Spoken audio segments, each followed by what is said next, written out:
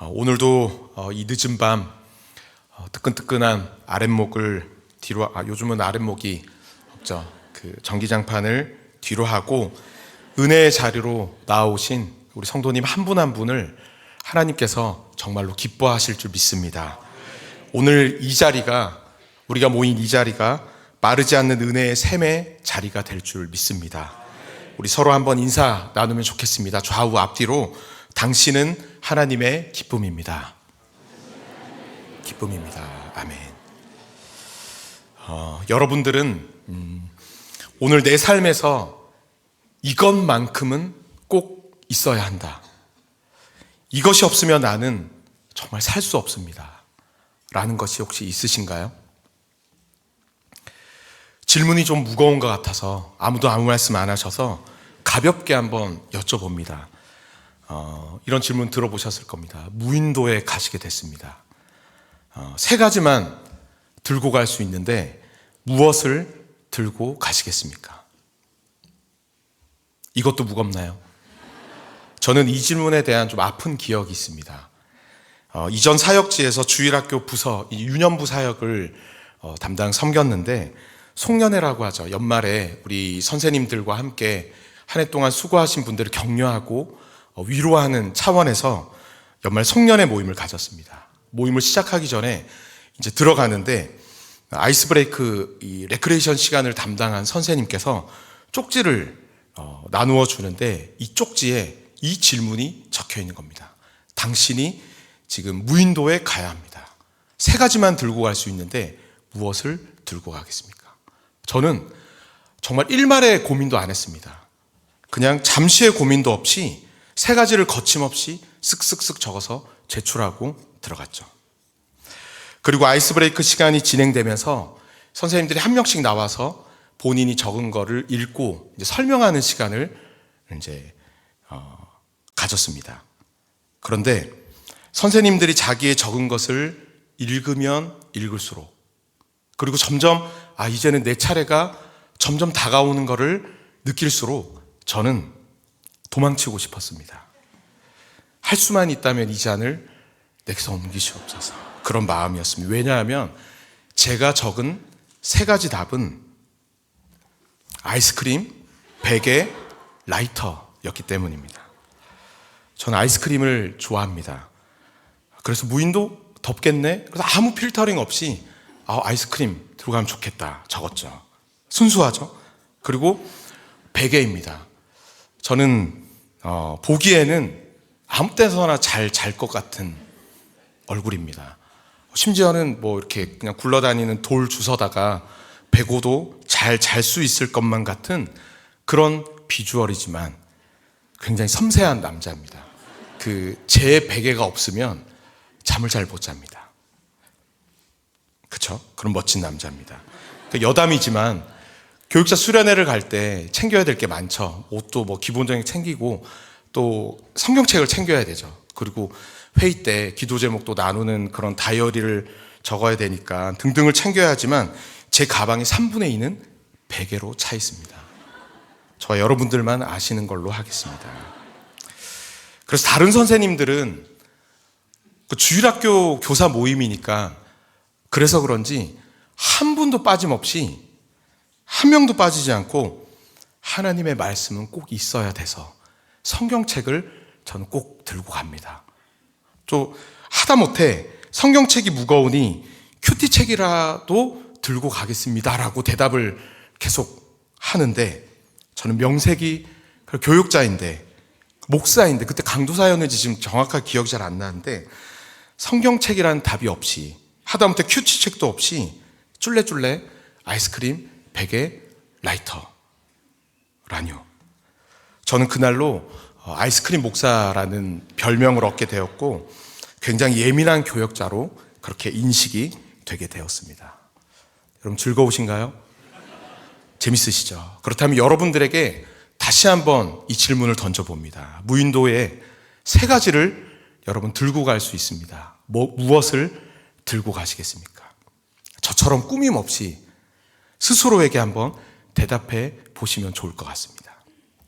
좀 더 여러분 본질적으로 제가 제일 처음 시작할 때 드렸던 그 질문, 그 질문으로 돌아가서 여러분들은 내 인생에, 지금 내 삶에 이것이 없으면 정말 안 됩니다. 이것이 없으면 저는 살 수 없습니다. 그런 것이 있으십니까? 오늘 본문에는 이것이 아니면 나는 살 수 없습니다. 이것이 나의 전부이고 이것이 없으면 나는 끝입니다. 절망 가운데 그것을 움켜쥐고 있었던 한 여인이 등장하죠. 사르밧 과부입니다. 이 여인이 등장하게 되는 배경을 먼저 좀 살펴보고자 합니다. 어느 날 하나님의 말씀이 선지자 엘리야에게 임하십니다. 8절과 9절 말씀을 한번 더 읽어보겠습니다. 8절 9절입니다. 시작. 시돈에 속한 사르밧으로 가서 거기 머물라. 내가 그곳 과부에게 명령하여 내게 음식을 주게 하였느니라. 아멘. 엘리야에게 말씀하신 하나님의 명령은 두 가지였습니다. 무엇과 무엇이죠? 먼저 일어나서 사르밧으로 가라입니다. 사르밧 땅으로 가라. 그리고 두 번째는 그곳에서 만나는 과부에게 음식을 달라고 말하라입니다. 하나님의 이 말씀은 사실 엘리야에게 참으로 당황한 내용이 아닐 수 없습니다. 당황스러운 내용이 아닐 수 없습니다. 지금 먼저 어디로 가라고 말씀하고 계신다고 했죠? 맞습니다. 너는 일어나. 먼저 말씀하시죠. 지금 엘리야는 그릿 시냇가에 머무르고 있습니다. 이스라엘 전체 가뭄으로 이곳 그릿 시냇가도 바짝 물이 말라 버리자 하나님께서는 그곳에서 일어나서 시돈 땅 사르밧으로 피신하라라고 말씀하고 계시는 것이죠. 사르밧, 여러분 좀 생소한 지명 이름이죠. 사르밧은 신약에서는 사렙다라고 불리는 곳으로 지도를 보시면 지도가 따로 준비되어 있지는 않습니다. 근데 지도상 이 가나안 땅의 북쪽에 보시면 두로와 시돈 그 사이에 위치한 지중해 연안의 도시로 이 시돈 왕 엣바알이 다스리는 지역이 바로 사르밧이었습니다. 여러분 시돈 왕 엣바알의 딸이 누군지 아십니까? 엣바알 딸, 잘 아시네요. 그 아합의 아내, 아합과 정략 결혼을 한 그 아내가 되는 이세벨의 아버지가 바로 이 시돈의 왕 엣바알입니다. 이 왕의 이름 엣바알의 뜻은 바알을 섬기는 자, 바알을 숭배하는 자입니다. 그러니까 그 이름에 걸맞게 이 시돈 땅은 바알 숭배의 본거지라는 것입니다. 바알 숭배. 여러분 지금 가뭄을 피해서 하나님께서 직접 가라고 하신 곳이라면 좀 더 안전한 곳이어야 하는데 아합 우상 숭배의 중심지, 지금 적진 한가운데로 들어가라는 내용입니다. 지금 아합 왕 앞에서, 그리고 그릿 시냇가로, 또 사르밧으로 약간 점점 몰리는 것 같고 그렇지 않겠습니까? 엘리야 인간적인 마음으로 사르밧으로 가라는 이 하나님의 말씀이 잘 이해되지 않았을 것입니다. 그리고 그곳에 가서 무엇을 하라라고 말씀하셨죠? 내가 그곳 과부에게 명령하여 내게 음식을 주게 하였느니라.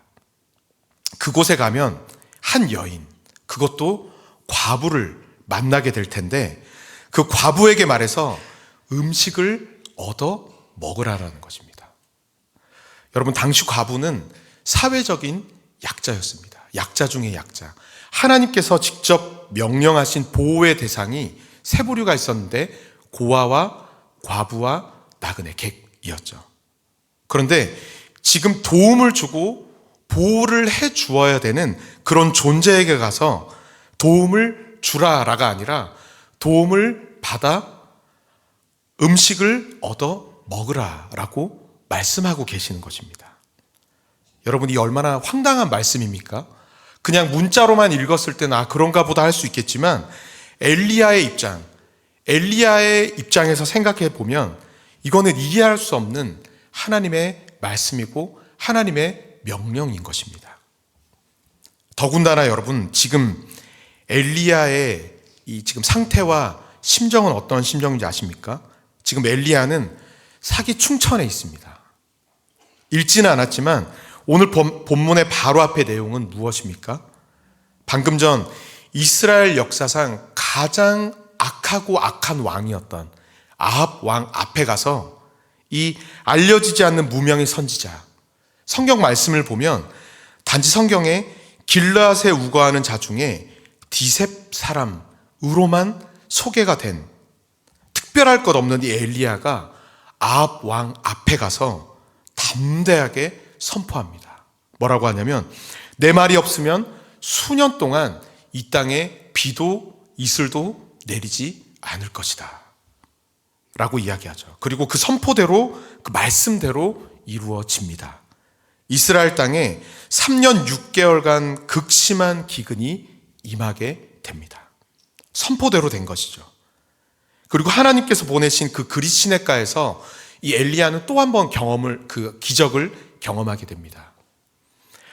여러분, 새 중에서도 저도 몰랐는데 자기 새끼도 돌아보지 않는 본성을 가진 새가 있습니다. 까마귀라고 합니다. 이 까마귀를 통해 먹을 것을 공급받는 기적을 경험합니다.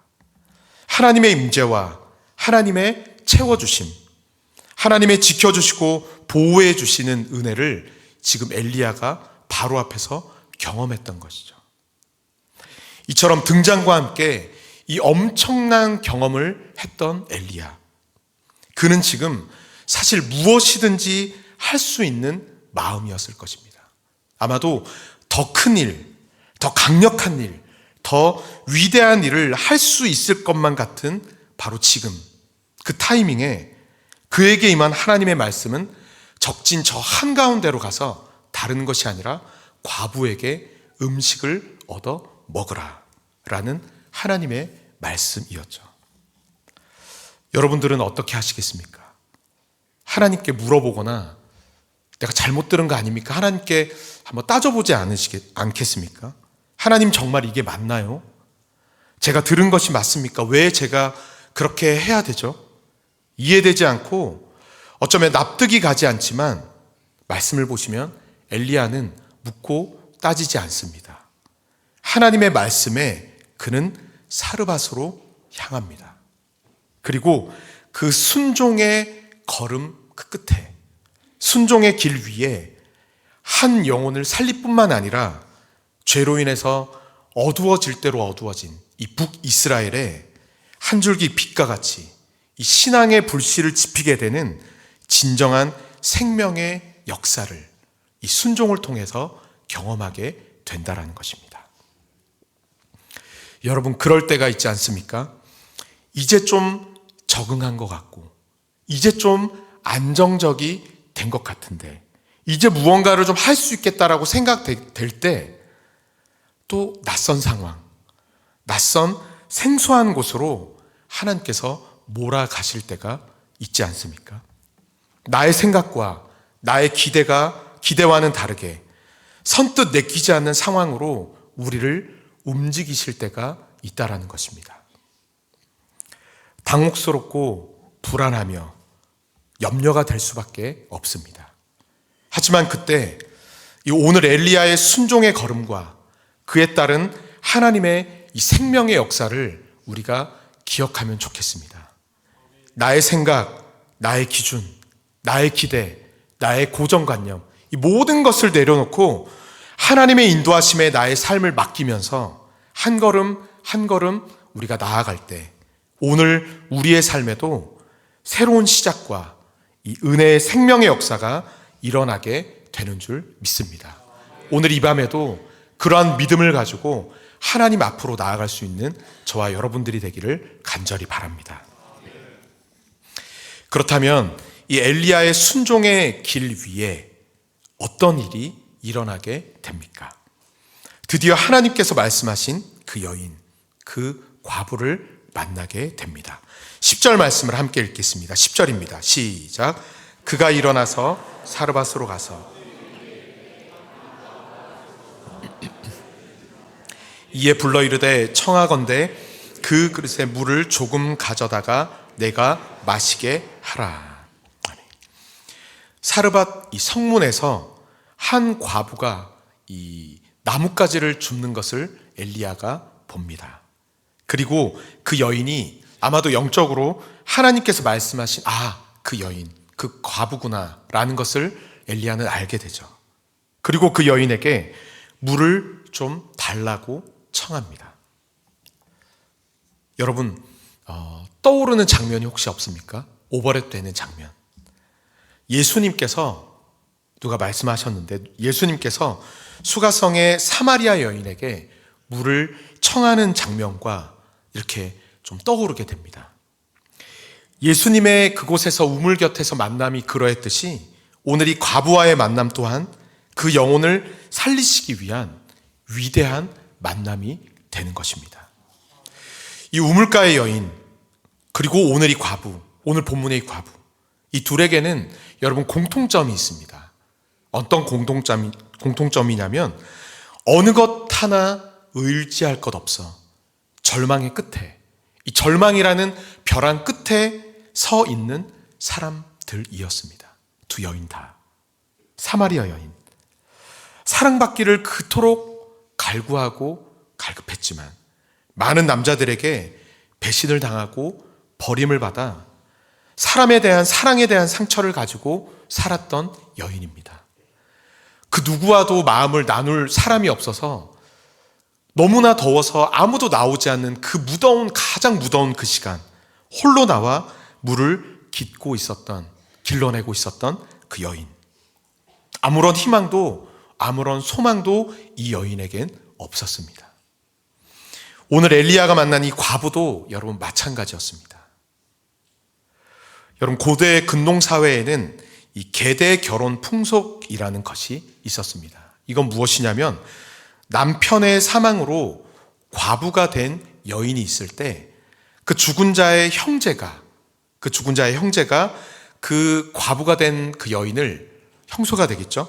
아내로 맞아들여 나름대로 보호를 받을 수 있게 하는 제도가 있었습니다. 하지만 여러분 이 같은 보호는 죽은 남자의 자녀가 없을 때만 적용되는 거였습니다. 그러나 이 과부는 어떻습니까? 12절 말씀에 나와 내 아들을 위하여 음식을 만들어 먹고라고 말하는 것을 보아서 이 과부에게는 아들이 있었습니다. 그렇기에 이 과부는 이 제도적인 도움을 받을 수 없는 더욱더 막막한 그런 상황이었다라는 것이죠. 뿐만 아닙니다. 더군다나 이 여인은 이방 여인이지 않습니까? 하나님께서는 출애굽기 22장과 또 신명기 14장을 통해서 과부에 대한 하나님의 백성 과부에 대한 적극적인 보호와 책임을 명령하셨지만 이 사르밧 과부는 이방 여인이었기 때문에 그 하나님의 은혜의 바운더리에 제외되어 있는, 속하지 않는, 벗어나 있는 그 누구에게도 또 그 어떠한 보호와 동정도 구할 수 없는 극한 절망에 빠져 있었던 사람, 그 여인이 바로 오늘 본문의 이 사르밧 과부였습니다. 그 여인에게 물을 들어가는 과부에게 엘리야가 말하죠. 청하건대 너의 손에 떡 한 조각을 내게로 가져오라. 먹을 것까지 요청을 합니다. 그러자 지금까지 아무 말이 없었던 이 과부가 이렇게 이야기합니다. 12절 말씀을 함께 읽겠습니다. 12절입니다. 시작.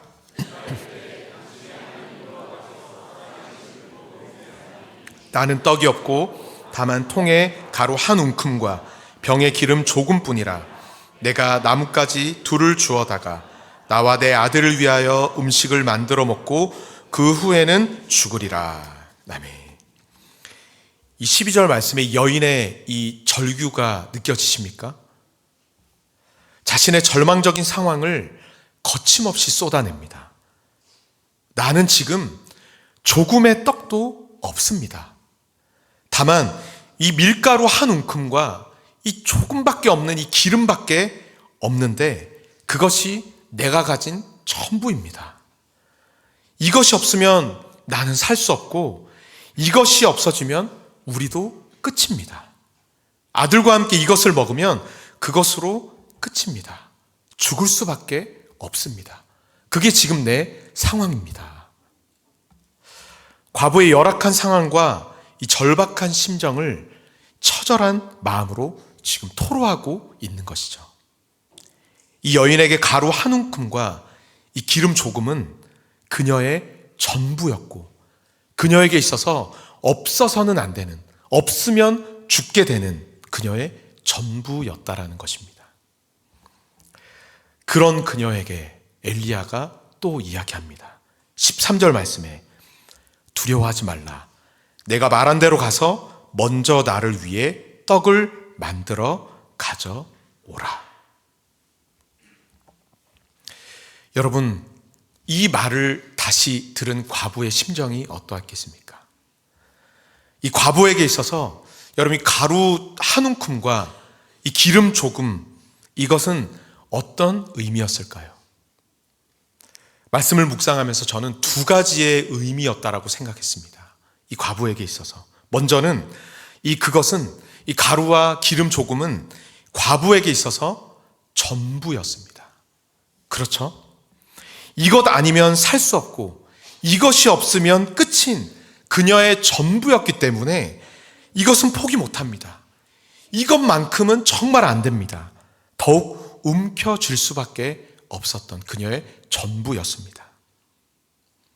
지금 그런 그녀에게 하나님께서 말씀하고 계시는 겁니다. 두려워하지 말아라. 그것을 나에게 주지 않겠니? 잔뜩 움켜진 손을 펴서 나에게 먼저 가져와 주지 않겠니? 말씀하고 계십니다. 여러분, 이 여인이 그 말씀에 순종할 때, 자기의 전부를 드리며 나아갈 때 어떤 기적이 일어나게 됩니까? 16절 말씀을 함께 읽겠습니다. 16절입니다. 시작. 여호와께서 엘리야를 통하여 하신 말씀같이 통의 가루가 떨어지지 아니하고 병의 기름이 없어지지 아니하니라. 아멘. 이스라엘 땅의 극심한 가뭄이 끝날 때까지 3년 6개월 동안 이 통의 가루가 조금도 떨어지지 않고 병의 기름이 없어지지 않게 됩니다. 여러분 믿으십니까? 단순히 여러분 이 말씀은 먹을 것이 많아져서 배부르게 먹을 수 있게 됐다, 그 정도의 의미가 아닙니다. 이 여인은 진짜로 끊어지지 않는, 그리고 마르지 않는 하나님의 그 영원한 은혜와 사랑을 누리게 된 것입니다. 전부라고 여기고 잔뜩 움켜쥐었던 그 손을 펴서 그 전부를 하나님께 내어드릴 때, 이제 그 비어있는 그 손에 하나님께서는 다른 어떤 것과 비교할 수 없는 진짜를 그 손에 다시 쥐어주시는 것입니다. 이 여인이 음식을 먹을 때마다, 아들을 볼 때마다, 자기의 삶을 돌아볼 때마다 이 과부가 무엇을 고백했겠습니까? 이것이 전부라고 생각했는데, 이것이 아니면 끝이라고 여겼는데 아니었군요. 하나님, 저는 하나님의 은혜 없이는 살 수 없는 존재였습니다. 하나님 없이는, 하나님 나는 아무것도 아닙니다. 하나님 나의 전부이십니다. 이제는 하나님만 붙잡고 살아가겠습니다. 여러분, 오늘 이것이 저와 여러분들의 고백이 되기를 간절히 바랍니다. 이 과부에게 있어서 이 가루 한 움큼과 이 기름 조금, 이것의 두 번째 의미는 무엇일까요? 과부에게 있어서 이것이 전부였던 동시에 반대로 한편으로는 드리기에 너무나도 보잘것없는, 부끄럽고 창피한 것이었습니다. 사실 그렇지 않습니까? 이 가루 한 움큼과 기름 조금은 사실은 길에 이렇게 쏟아도 아무도 신경 쓰지 않고 아까워하지 않을 그럴 작은 것입니다. 누구를 배부르게 할 수도 없고 만족하게 할 만한 것이 전혀 아닌 너무나 작고 보잘것없는 것이었죠. 그런데 하나님께서는 그 작고 부끄러운 것, 그 보잘것없는 그것을 달라라고 하십니다. 나에게 줄 수 있겠니? 내가 그것을 기뻐한다 말씀하시면서 그것으로 충분하다라고 말씀해 주십니다.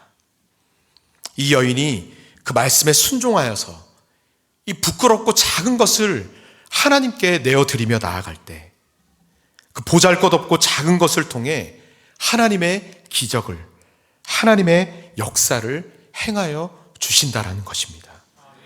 여러분, 이것이 하나님의 은혜인 줄 믿습니다. 연말 연초를 지내면서 제 마음이 좀 힘들었을 때가 있었습니다. 보여주시는 저의 깨닫게 해주시는 저의 부족한 모습 앞에서 제 스스로가 이제 더 이상 선한 것이 없는, 하나님께 더 이상 드릴 것이 없는 부족한 자라고 느껴졌기 때문입니다. 사실 부끄럽지만 저는 제 나름대로 스스로를 생각할 때 그래도 괜찮은 사역자라고, 그래도 괜찮은 사람이라고 생각을 했었더랬습니다. 얼굴은 이렇게 시커멓게 생겼지만 그래도 저는 제 스스로가 좀 따뜻한 사람이라고 스스로 생각했습니다. 공감해주고 품어주고 따뜻하게 안아줄 수 있는 사람. 그런데 어느새 제 눈빛 속에 차가움을 보게 됩니다. 날카로워진 냉랭함과 이 차가움으로 다른 이를 기계적으로 대하는 저의 모습을 발견하게 됩니다. 보여주십니다. 저는 뜨겁고 열정이 있는 사람이라고 생각했습니다. 그렇게 사역을 해왔다고 생각했고, 성문교회 처음 와서 예배를 드릴 때 그 기간 아직도 생각이 납니다. 1, 2, 3부 모든 예배를 다 참석해야 됐고, 1부 때는 이곳에서, 2부 때는 방송실에서, 3부 때는 또 사회를 보면서 모든 시간대 예배를 드렸지만 그 모든 시간이 감사하였고 감격 가운데 가슴 벅찬 눈물을 흘렸었습니다. 열정과 뜨거움을 가지고 부족하지만 맡겨진 사역을 처음 전임을 하는 거지만 열심히 감당을 했습니다. 그런데 어느새 어쩌면 식어버리고 딱딱해져서 갈라져 버린 저의 마음을 하나님께서 보게 해주셨습니다. 그리고 저의 별명 중에 대부분이, 저는 별명이 대부분이 생긴 것과 연관이 되어서 깜시, 보거스, 투투 아십니까? 투투 등도 있었지만 또 이런 별명도 있습니다. 제가 좋아하는 별명인데 거리의 보안관, 그리고 FM정이라는 별명도 저에게 있었습니다. 그래도 스스로 하나님 앞에서 부족하지만 정직하다라고 생각했고 바른 기준을 가지고 있는 사람이라고 생각했습니다. 그래도 한결같은 모습으로 나아가는 사람이라고 생각했는데, 그러나 어느새 제 안에 거짓이 너무 많고 하나님의 기준이 아닌 나의 기준으로 말하고 행동하는 저의 모습을 발견하게 해주셨습니다. 저의 연약함, 저의 부족함을 깨닫게 해주실 때 감당이 되지 않았습니다. 그래서 아무도 없는 이곳 캄캄한 본당에서 저기 뒤에 앉아 탄식했습니다. 하나님, 이제 저는 하나님께 드릴 것이 없는 것 같습니다.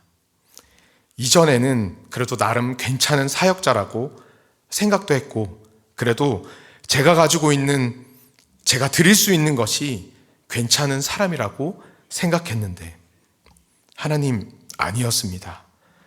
그래도 자부했었던 이 따뜻함도, 뜨거움도, 정직함도, 한결같음도 사실 저의 자랑이 아니었고 제 것이 아니었습니다. 뭔가를 드리고 싶은데 이제는 드릴 것이 없는 것 같습니다. 저는 그런 사람입니다. 그런데 그래도 하나님 사랑합니다. 이 사랑조차도 너무 작고 너무 보잘것없고 너무 부족하지만 그래도 하나님을 사랑합니다.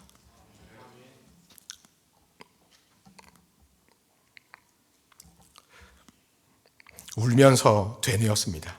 이제 하나님 어떻게 하죠? 그런데 그런 저에게 하나님 어떻게 다가오셨는지 아십니까? 그거면 됐다라고 말씀하십니다. 그거면 충분하다. 내가 너를 기뻐한다. 말씀해 주십니다. 저는 지금 드릴 것이 없고 그나마 있는 것도 보잘것이 없어 잔뜩 움츠려 있는데 하나님은 그거면 충분하다 말씀해 주십니다. 그것 나에게 달라라고 말씀하십니다.